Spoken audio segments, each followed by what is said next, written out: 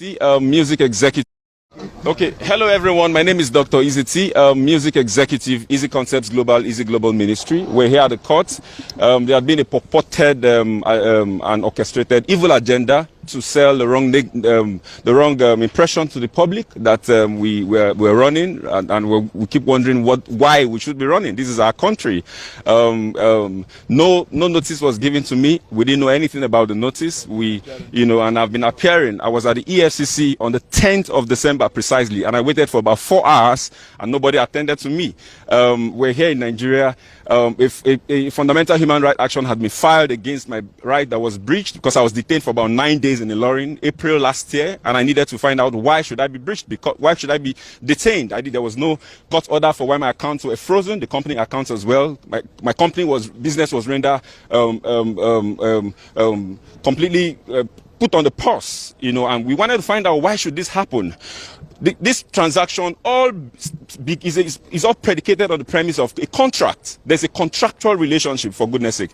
And this contractual relationship, prepared by a certified lawyer, Udo Udoma, who is our copyright lawyer. There was a breach on this contract where the said artist, who is supposed to be a gospel artist, who is supposed to have integrity, who is supposed to sing Jesus and mean Jesus, who is supposed to keep to her words and terms of agreement, breached the contract, boycotted monies for events into her personal accounts, where it was using the same contents that belongs to us, earns those monies personally without any form of remittance. We were remitting royalty until we sent a mail officially and said we would no longer send a mail to you any more royalties until there's a proper mutual financial reconciliation. We need to have a meeting, and this will be done on the premise of an unbiased audit without any form of religious influence of one of your fathers or your mothers who have your interest and want to twist us to do what is not wrong. It's about justice. No, when we say these things, is it about money? No, this is not just about money. This is about truth. This is about sincerity. This is about integrity. This is about saying yes and you keep to yes. This is a 50-50 transaction where we have not even recouped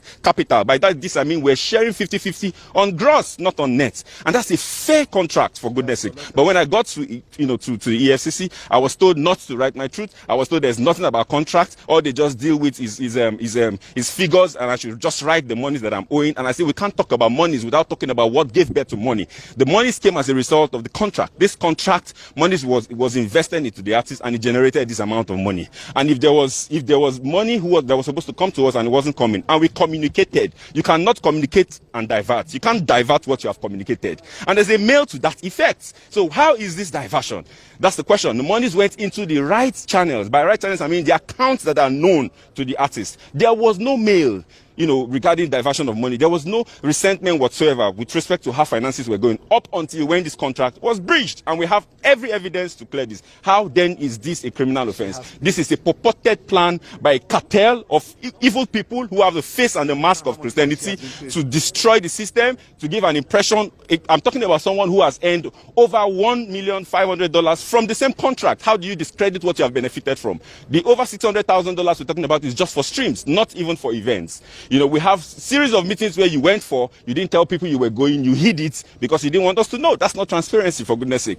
There is no way on the surface of the earth that you hear a label taking 50 and giving the artist 50. And I mean, we paid rent for 5 years, you didn't pay a dime, you don't have a receipt. We gave you cars for all the period, we expended 100% expenditure on your career. This is unfair, this is not the right thing to do.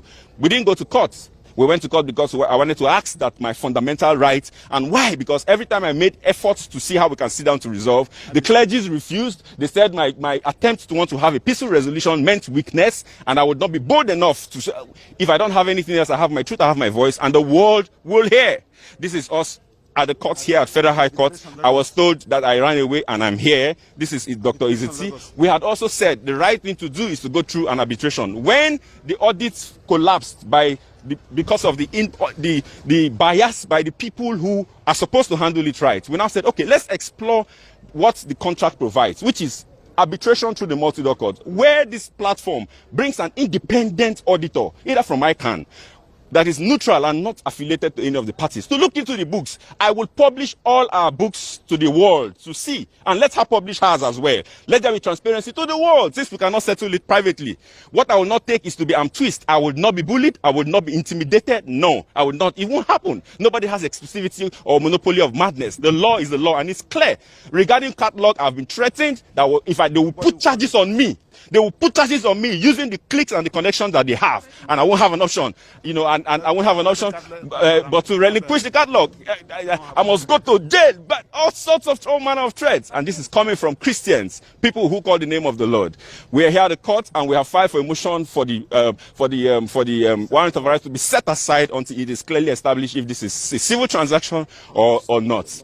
And as God will have it, the judge and the court has granted that motion be set aside. I want to thank you for following this. Please pay attention to the truth. Don't be a fanatic.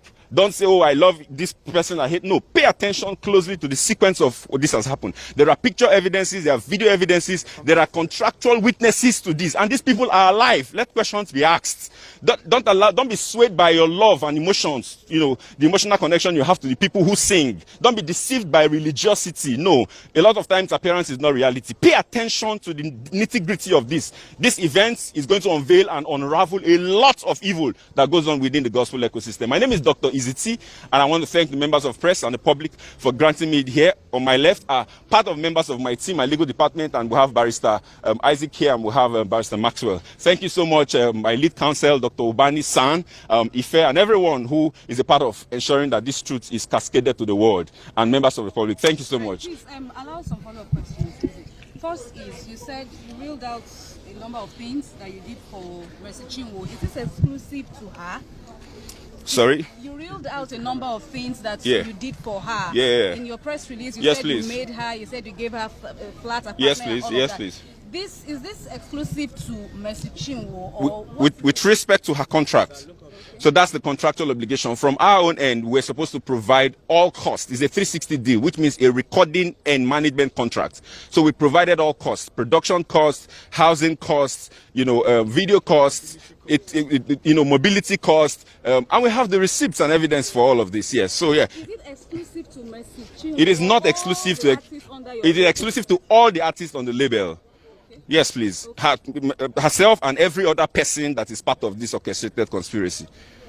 So all other artists enjoy. They enjoyed it, yeah. Yes, please. Yes. 50-50 for every other artist. Yes, so it's a 50-50 for her, and then it's a 60-40 and 40-60 for some others, and then 50-50 for. But at the end of the day, the ratio is 50-50. Yes, based on the agreements. Yeah. Okay, sir. And then you said you were in EFCC custody. Yes, please. You stressed that it's a civil dispute. Yes, please. But they said they are dealing with figures that I shouldn't talk about. They want you to acknowledge that you owe her. Okay, the reason I stayed 9 days in EFCC is because they said to me that if I do not write what I am told to write, I would remain in detention.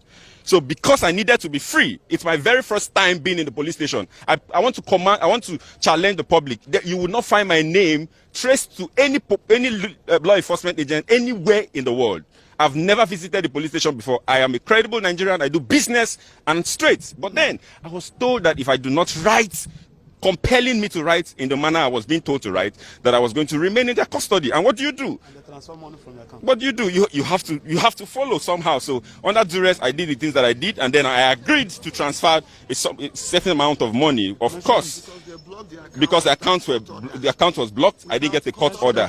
Okay, $274,000 was made to be transferred to her, and then I said to them, "Why are you making me to transfer money to her when she is not remitting or giving back what she owes? She owes the company a third album and a couple of singles. She has money she's boycotted into her personal accounts that we're not aware of. She didn't give account of. She has events she had attended. We need this transparency has to be both ways. So it's already one-sided. You're right, ensuring that it just comes from we too, but because we're under a lot of pressure and we needed to be free, I had to concede to that, and that's what we went to challenge at the fundamental human rights.